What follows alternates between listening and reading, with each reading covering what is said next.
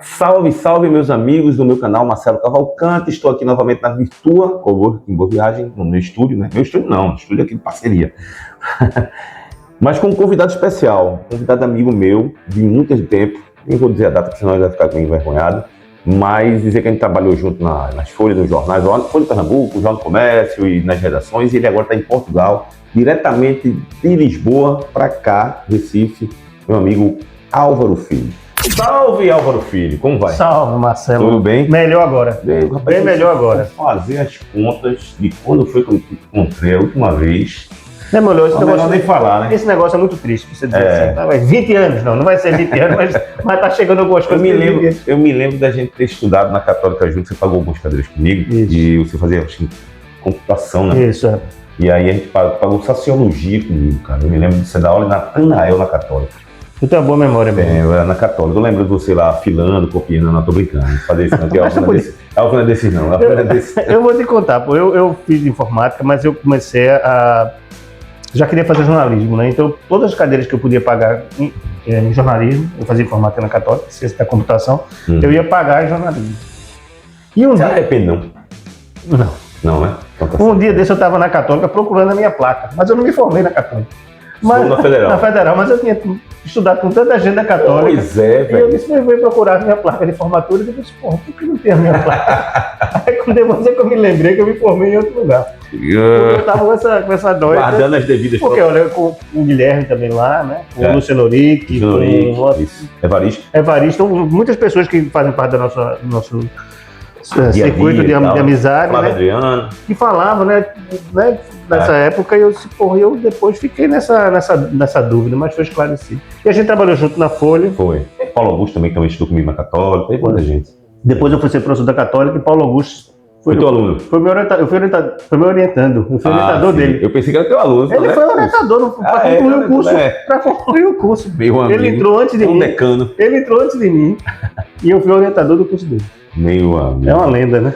E me diz uma coisa, assim, aqui você passou um monte de coisa e migrou, embora ainda seja jornalista, evidentemente, está morando em Portugal e ainda vai falar dessas suas andanças lá pelas terras de Usas, mas eu queria saber de você migrou também para essa questão de escritor. Isso. Como é que foi essa migração, Álvaro? Olha, Marcelo, para ser sincero... É bem diferente, né, assim, de você... Mas eu fui fazer jornalismo porque eu queria ser escritor. Assim, verdadeiramente, eu não me considero um grande jornalista. Tem jornalistas que eu acho, que eu vejo que são pessoas que são jornalistas mesmo, que trabalham, né, com a prática jornalista. Mas eu fui ser jornalista porque era uma forma de ganhar dinheiro escrevendo. Uhum. Mas eu fiquei muito mais na área de crônicas, na área muito parecida com... Né, fiz edição, que era uma coisa... Substituí você, eu acho, no blog do torcedor um tempo. Foi. Blog do torcedor, mas era uma coisa mais de um texto mais solto, mais de blog, era outra tendência, né? Mas tanto é que eu sempre digo que o meu melhor personagem como escritor é o Álvaro Filho, jornalista. É o que dura mais tempo e agora em dois países, né? Em dois níveis de ter feito Emily Pérez, né? Já está numa temporada também lá, lá em Portugal, né? Mas a migração normal da carreira faz ano que vem 10 anos. Quando eu ganhei um prêmio da CEP, um livro, um prêmio chamado Prêmio Pernambuco, hoje é Prêmio Hermílio Borba Filho, em 2016. E eu ganhei esse prêmio, fui o grande vencedor do prêmio. E eu disse, tá na hora de em vez de estar me apresentando como jornalista e escritor, talvez me apresentar como escritor e jornalista, fazer essa, mas é uma mudança diferente, principalmente porque naquele mesmo ano, em 2016, eu me mudei para estudar em Portugal, e aí eu tive que começar uma outra coisa lá, né, porque tem a certa resistência ao português que a gente fala, né, que é o título do meu último livro, um livro de crônica, que chama Eu Não Falo Brasileiro, lancei esse ano, lancei em 2025, que é um livro que é justamente isso, porque os portugueses dizem que nós não falamos português, nós falamos brasileiro. Ah, tá.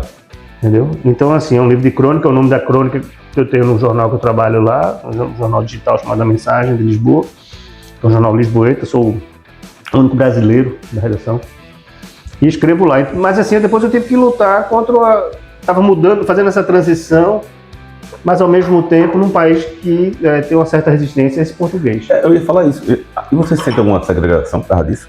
Sinto. Né? Eu falo isso, parece um negócio meio pernóstico, como diria Flávio Adriano, meio pernóstico.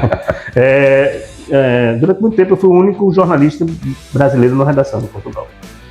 Mas eu comecei em vídeo, não escrevia. Escrevia pontualmente, eu trabalhava no Diário de Notícias, mas fazia muito vídeo, entrevistava as pessoas, montava, quem falava era o português. Eu não aparecia falando, nem aparecia. Não tinha esse preconceito, me achava. Você fazia pergunta, editava e saía só a resposta. A resposta, né? Quando eu tinha alguma coisa envolvendo a comunidade brasileira, os caras me botavam para fazer. Eleição para presidente, alguma novidade, uma entrevista com alguém, eles me colocavam e o texto saía. Só a partir de 2020, ou seja, já estava 4 anos lá, com a pandemia, a gente começou esse projeto do jornal. E a minha chefe, que era minha chefe no Diário de Notícias, que era diretora de redação, foi para esse projeto. Eu estava trabalhando como jornalista esportivo lá, em outro projeto. Ela me chamou e disse: olha, agora eu quero que a voz, o sotaque brasileiro saia. Caramba. Ela disse: saia no jornal. Você vai sair para tirar, não. Saia no jornal. Tá. Seja publicado. Porque ela disse que saia, né? Seja publicado. É porque os brasileiros são 20% da comunidade de Lisboa. Então ela disse, é um número importante, né? E aí eu comecei. Há uns 2 anos, cerca de 1 ano e meio, os 2 jornais, tanto o Diário de Notícias como o Público, criaram uma redação, criaram um perfil chamado Público.br e DN.br. E eles têm jornalistas brasileiros, agora nós temos, mas meio no nicho, né? Eu ainda continuo sendo, tem uma moça também que é do Jornal Expresso, talvez nós dois sejamos os 2 únicos brasileiros que estão misturados entre os portugueses e fazendo de tudo. Obviamente eu tomo conta do meu gado, eu vou nem usar gado, que é uma coisa estranha. Eu tomo conta da minha comunidade brasileira, né? Assim, tá entendendo? Não vou fazer nenhum problema ideológico. Tomo conta da minha comunidade brasileira, as coisas que saem do Brasil, mas eu sou um jornalista que escrevo sobre tudo lá. E como esse jornal ele permite um texto mais literário, faz na tua área, né? Pois eu escrevo as matérias, Marcelo, é uma coisa impensável. Eu nunca escrevi tantas. A matéria tem 4 páginas de Word, 5 páginas. A matéria tem 10 mil caracteres, 20 mil, 15 mil caracteres. Eles permitem, é online, né? Mas eles permitem um texto dessa forma. E aí eu posso escrever mesmo, né?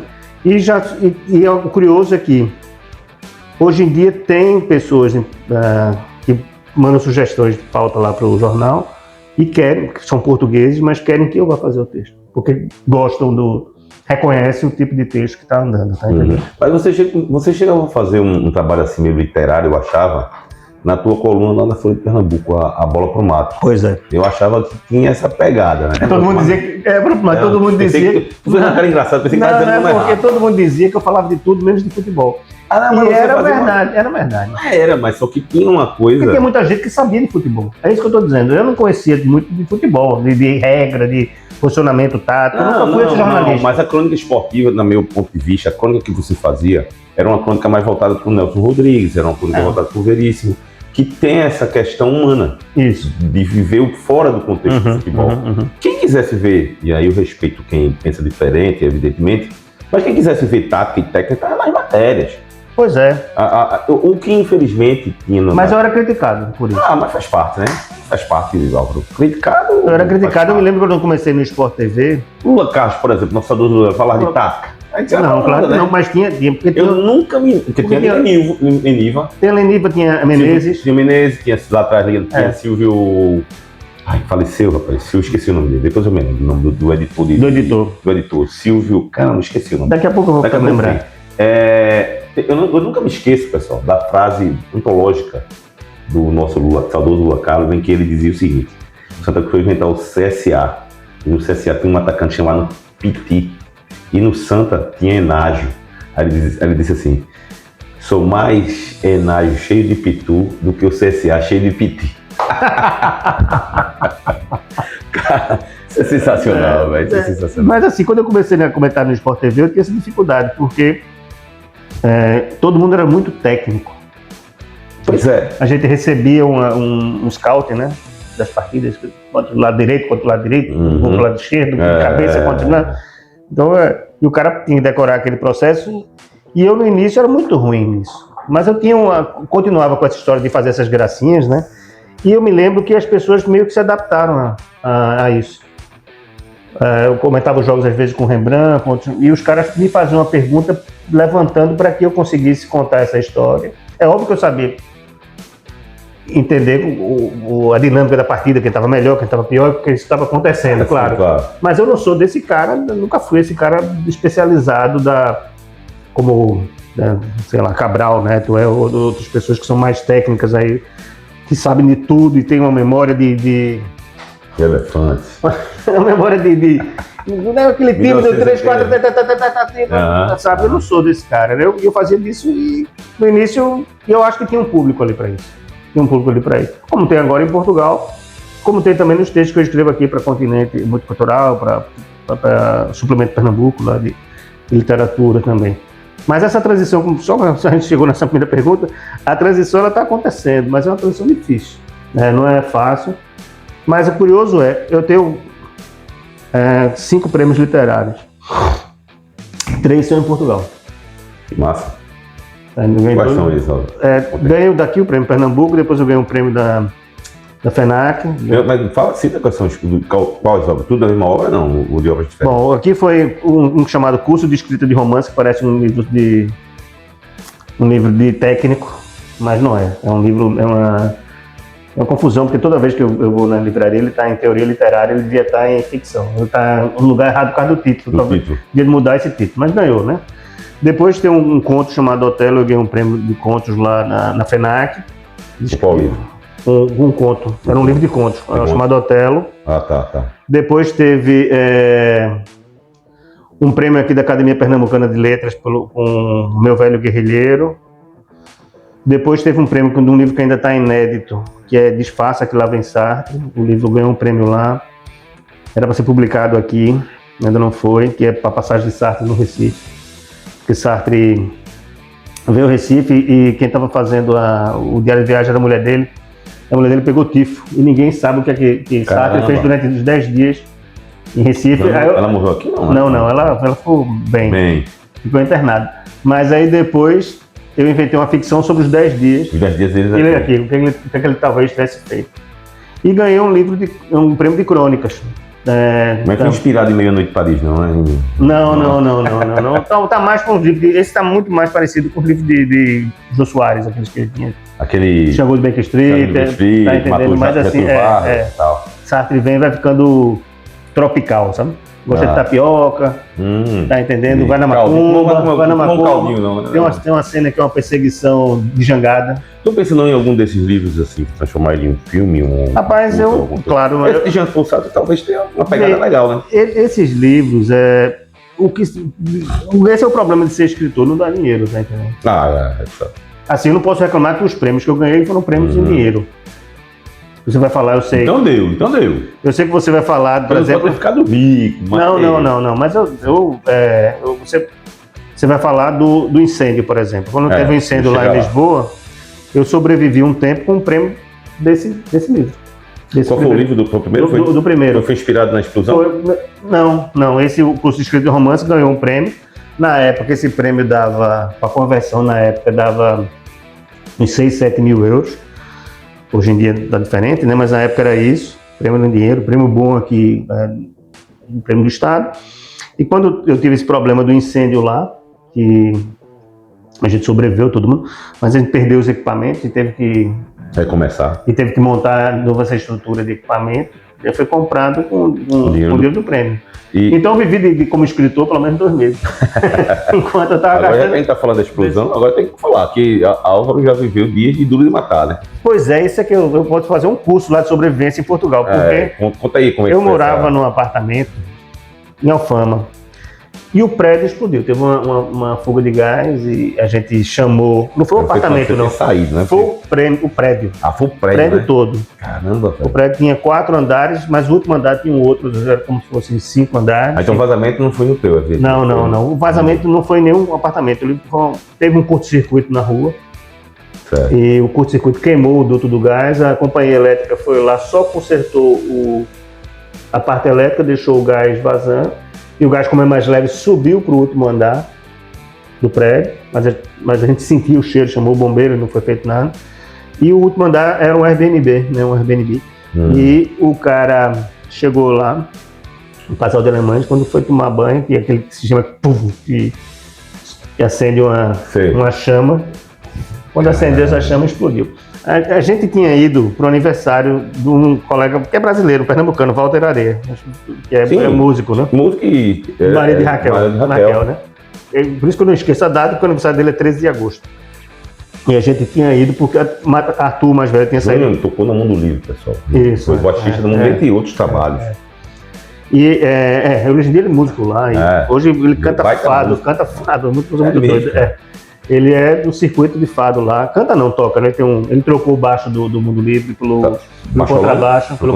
Ele chama o Rabecão. E ele vive disso. Aí a gente foi pra lá e a gente viu a explosão na casa dele, pela internet. Caramba! Pela rede social.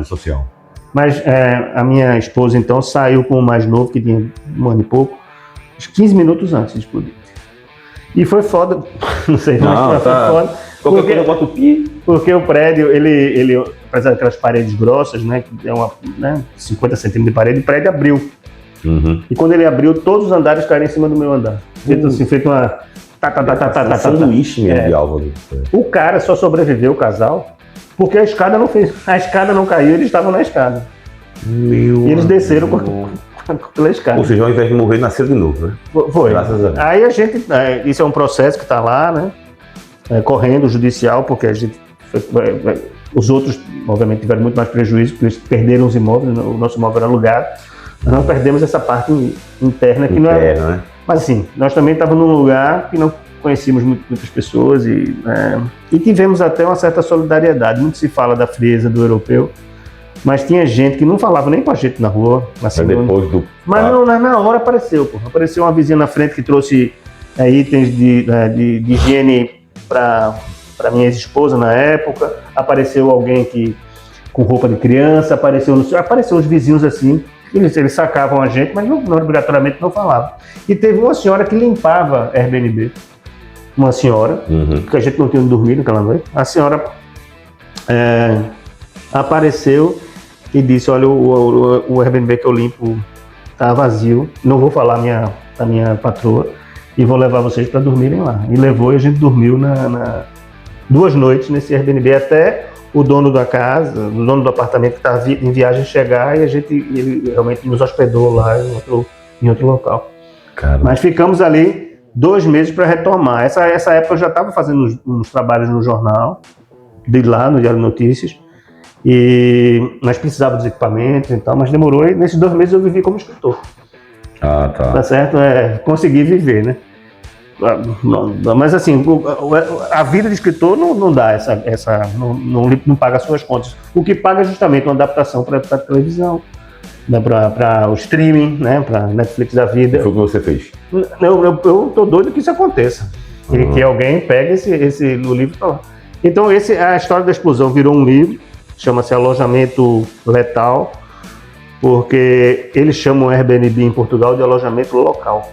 Aí eu fiz um trocadilho, que era um serial killer que matava os velhinhos para liberar o apartamento pro Airbnb. Lá Por que fizesse isso com os velhinhos, pô? É porque isso acontece. Isso acontece. Eu também tô ficando velho, né? Defesa de causa própria. Mas assim, não, porque isso acontece mesmo, assim, os velhinhos têm contrato lá há muito tempo e pagam um aluguel muito barato. Aí os donos não podem expulsar o cara, não que matem, né? Mas eles ficam... Não reforma o apartamento, sabe? A escada fica difícil, o velhinho não consegue subir a escada. Tem que matar um pouco, né? Eles ficam fazendo a maldade com o velhinho lá para o velhinho sair do apartamento. Aí eles podem fazer um novo aluguel ou podem construir com o Airbnb. Na verdade, o seu nome talvez seja uma como é que você falou? Foi uma analogia. É uma brincadeira. Mas não deixa de ser uma verdade, não deixa de ser verdade aí. Esse foi o primeiro livro publicado lá. Foi? E foi pela uma editora grande, editora Planeta.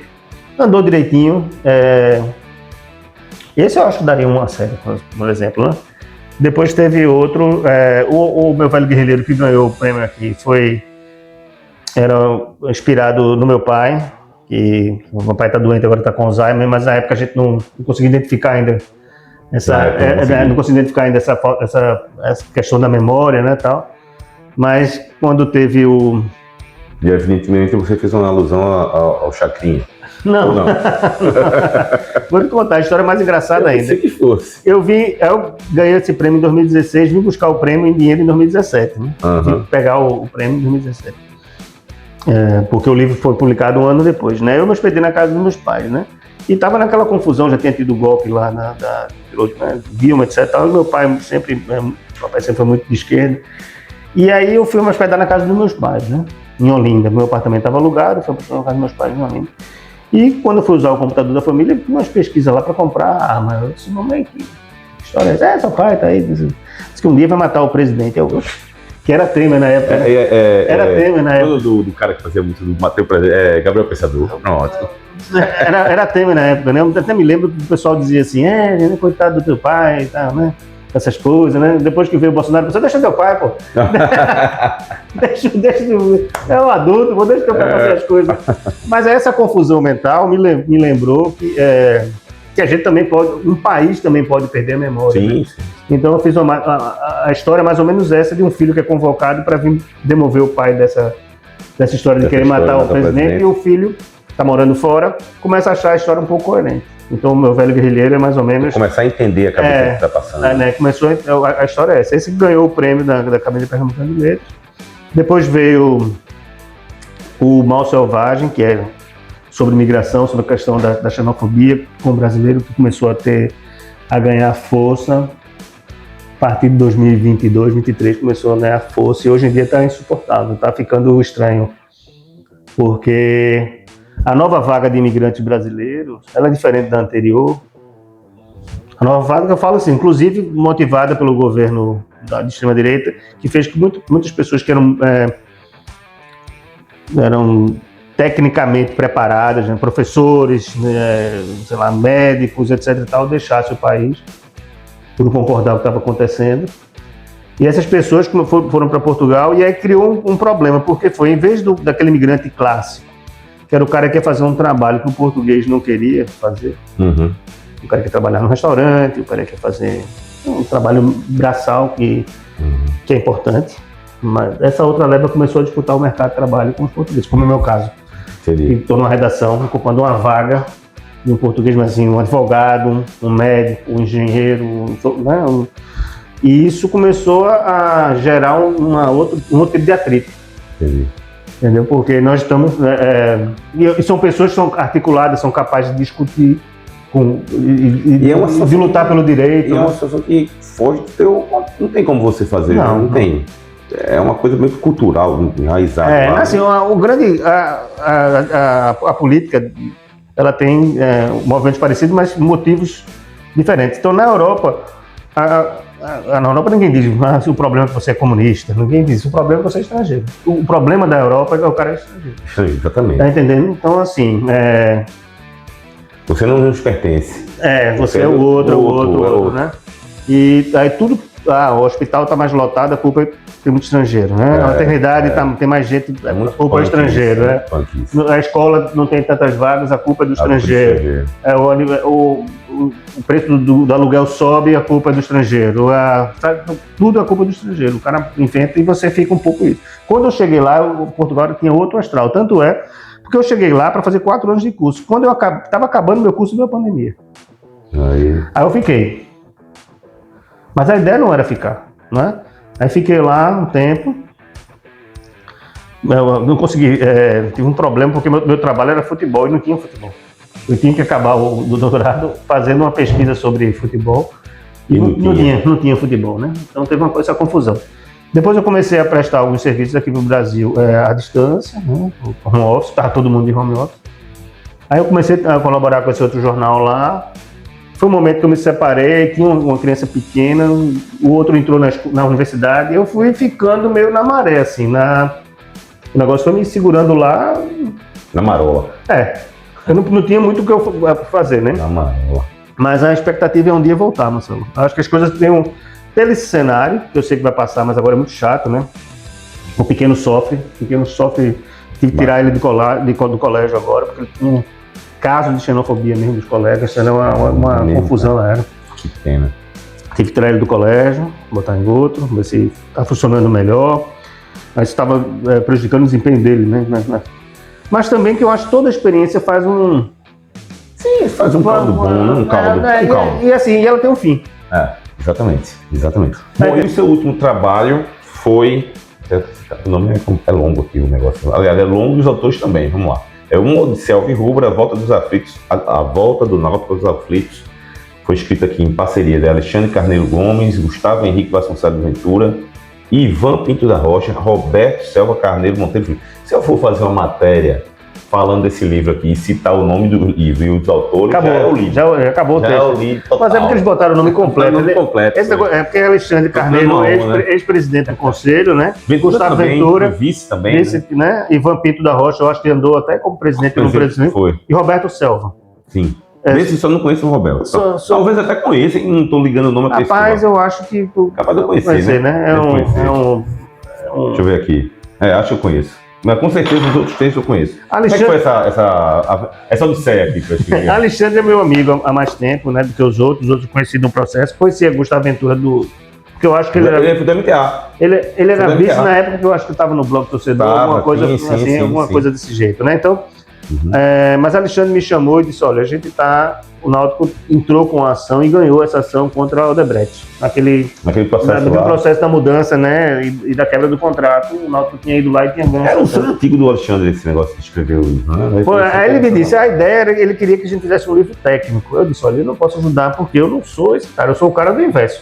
A gente pode escrever um livro que o alvirrubro, o torcedor que esteja interessado de uma forma geral, consiga ler essa história. E aí eu editei o livro, que foi que eles me mandaram os textos, né, e fizemos alguma série de entrevistas, mas sempre muito técnico, sobre como é que foi, primeiro dos bastidores até a decisão para deixar os aflitos, como foi chegar lá, como foi a quebra de contrato, como foi voltar, como foi bate e volta, né? Como foi fazer o processo contra o Odebrecht, como foi a vitória, como foi... Então assim, e eu contei isso porque a Odisseia, o texto de Homero, clássico da tragédia, sim. A Odisseia é a volta de Ulisses para casa, né? Ele tenta, depois da Guerra de Troia, voltar para casa. Então, por isso que eu escolhi, porque é a história de voltar para casa. E tem um episódio muito interessante na Odisseia, que é o Canto da Sereia, que Ulisses tem que ser amarrado para não... E o Náutico foi isso, ouviu o Canto da Sereia, foi para São Lourenço da Mata e voltou. Eu lembro que quando o Náutico foi para lá, uma das coisas que eu percebi assim, que não ia ser legal a relação foi quando a torcida do Náutico, primeiro, e depois a diretoria da época, abraçou a coisa de chamar de Arena Timbu. Lembra quando todo mundo Arena Timbu. E o pessoal da Odebrecht não gostava desse negócio. Tem o name writings, né? Não gostava desse nome, assim, de ficar chamando de Arena Timbu. Que era, na verdade, uma coisa carinhosa, de ter aquela coisa amistosa entre as duas partes. Mas não existia. Olha, muitas das coisas que estão por aqui no livro são de domínio público. Você deve ter escrito sobre isso, o Cássio deve ter escrito, outras pessoas devem ter escrito. O que esse livro eu acho que tem um mérito dele é que ele colocou tudo em ordem. Tem uma ordem, tem uma sequência, não está disperso. Você pode entender o que foi que levou os conselheiros do Náutico a votarem. Uma lógica cronológica. E tem coisas que não tinham sido divulgadas, que eles me mandaram e-mails, troca de e-mails também, coisas dele. Agora foi uma relação difícil, porque alguns deles eu fui crítico, né? Eu estava do outro lado. E os caras sempre veem a gente, jornalista, com desconfiança total, né? Até esses caras contarem tudo pra mim tinha um problema, né? Eu senti a Alexandre tinha que fazer a advocacia, dizer, meu irmão, vá confiar em Aura, não sei o quê, porque os caras estavam nesse negócio meio travados. Assim, eles não me conheciam pessoalmente, a gente fez as entrevistas online. Porque eu estava lá em Lisboa. Esse livro começou em 2023 e ele demorou tanto não foi para ser escrito, ele demorou porque teve um cuidado aqui de não fulanizar o processo, dizer a culpa disso, né? dessa facção. Então assim, teve esse cuidado, porque a verdade qual o torcedor do Náutico que não ia cair nesse canto da sereia, sabe? Todo mundo quer. Tá entendendo? Assim, o Náutico tinha um estádio, fragilizado. Você acha que o Náutico fez errado de ir? Eu não acho que o Náutico fez errado de ir, não. E na verdade não deu certo, não foi porque foi a Arena, não deu certo por um contexto sociológico e político. Morreu Eduardo Campos, que era o cara que tinha abraçado o projeto. Não cumpriram as obras de mobilidade, o metrô chegar lá e não chegou. Não teve a cidade da Copa, não teve o arco metropolitano. O que eu acho que o Náutico errou foi em abandonar os aflitos. Isso. Ia ser pior, né? Porque ia ser um shopping. Ia ser... Fala aqui também, né? Que ia ser um shopping. E aí, teve grande mérito aí, Glauber, que muito pressionado para assinar para que isso... Não para que andasse. E ele aguentou a pressão todinha. Ele foi presidente, Glauber Vasconcelos, né? Foi Glauber. E ele é que o cara que aguentou. Quem aguentou a Durval. Durval, tá, acho que deve estar aí. Não é o zagueiro, tá? O zagueiro é do esporte. Por favor. Durval é o grande oftalmologista, né? E alvirrubro. Qualquer dia desse eu vou trazê-lo aqui para ele. Ele vai falar isso. No lançamento, ele corretamente pediu a palavra e fez a defesa de Glauber. Que foi um cara que, se virasse shopping, então... Não, acabou-se. Sabe? Aí ia ter estado jogando na Arena até hoje, gostando ou não. Não, jogar na Arena, na forma como o contrato fez, eu não, é isso que eu tô falando. Eu não achava tão ruim naquele momento ali. Aquele momento o Náutico precisava. O Náutico se reestruturou no centro de treinamento dele, Álvaro. Muito por essa parceria. Claro, o hotel, os campos, né? O Náutico conseguiu. Agora o problema é que depois a coisa não era uma situação amistosa. É porque isso sempre foi um problema político, ou seja... começou com um grupo, entrou outro grupo. Teve isso aí também. E o pessoal da Arena parecia mais confortável a negociar com esse primeiro grupo do que com o segundo. E aí criou ali Era Paulo Vanderlei. Criou um mal-estar ali, uma má vontade. Então, assim, eu não conseguia avançar com a certa má vontade da Arena com o Náutico. Tá entendendo? Então, assim, e até que o governo quebrou, na primeira gestão de Paulo Câmara, quebrou o contrato com a Arena, porque não conseguia. A Arena quebrou com o Náutico e achou que o Náutico não ia ficar atrás, né? Então hoje o Náutico tem para receber cerca de 30 milhões de reais, que é da quebra desse contrato, mais o dinheiro que foi gasto para renovar os aflitos. E o Náutico, até onde eu entendi, e eu acho que é o grande legado dessa história toda, vai pagar os débitos, vai regularizar a questão trabalhista, porque o Náutico possa estar limpo, a ficha limpa, né? Vai inclusive tentar um dia uma SAF ou dar outro caminhamento. Outro caminhamento, porque agora o Náutico está parado, porque ele não consegue negociar nada, porque tudo está ali travado nessas questões Então eu acho que a grande história é assim. E também foi uma volta para casa minha, porque o meu primeiro livro foi justamente Bola pro Mato, das crônicas. E eu voltei a escrever sobre futebol 20 anos depois, eu estava vendo, só de falar da idade. 20 anos depois. 2 décadas depois. Eu voltei a falar, não é segredo nenhum que eu sou alvirrubro, né? Mas. Agora, o Álvaro não foi contratado para fazer esse livro aqui, que é o alvirrubro, não. Porque ele é um grande escritor, grande jornalista. Mas ajuda. Ajuda. Mas eu quero dizer a vocês que o pessoal que gosta de futebol, gosta da história do futebol pernambucano, adquire o livro, está à venda na CEP, nas livrarias, porque é uma história de Pernambuco, não é só do Náutico. E outros clubes podem se beneficiar dessa decisão em outros contratos. O Náutico criou uma jurisprudência, né? Quem esperava que o Náutico ia ganhar da Odebrecht? Pois né? Da poderosa. Então, assim, como eles fizeram isso, cria uma jurisprudência que qualquer outro clube em outra situação parecida pode recorrer a esse modelo de vitória. O juiz pode usar esse tipo de... Então, até o Sport, o Santa Cruz, né? Me diga uma coisa, para a gente finalizar, pergunta qual é o próximo projeto, qual é o próximo livro? A passagem aqui no Recife, não. Agora. Não, eu tenho um livro que eu estou escrevendo chamado Mãe Preta, que passa em Olinda. Eu sempre escrevo um em Portugal e um no Brasil. Esse deve ser lançado agora em 26. E é porque eu tive uma babá índia, né? Que me dizia, eu sou sua mãe preta e tal. E a história se passa em Recife, em Olinda, onde eu fui criado, né? É uma história de memória, mas também tem uma trama lá onde o cara a filosofia dessa Índia, dessa velha Índia lá, ajuda ele a resolver alguns problemas. Chama-se Mãe Preta, deve estar agora em 26, eu quero ver. Inclusive lançar aqui, né? Quero vir lançar no meio do ano. Em Olinda. Em Olinda. Que beleza. Vim falar aqui também. Também, claro. Com meus amigos, Marcelo. Um prazer. Obrigado, meu irmão. Prazer. Como diz lá, um gosto. Foi um gosto. Foi um gosto. É um prazer, o cara diz pra outra coisa. Foi um gosto. Pessoal, mais uma entrevista aqui, bate-papo legal aqui com meu amigo Álvaro Filho. Eu quero agradecer a vocês pela audiência. Pedir para que vocês se inscrevam no canal, compartilhem, comentem, marquem o sininho para quando chegar vídeo novo, vocês serem notificados. Tô ficando craque já nesses papos de blogueiros. É o call to action, né? Call to action, né? Toda a fala. Até a próxima, hein? Tchau.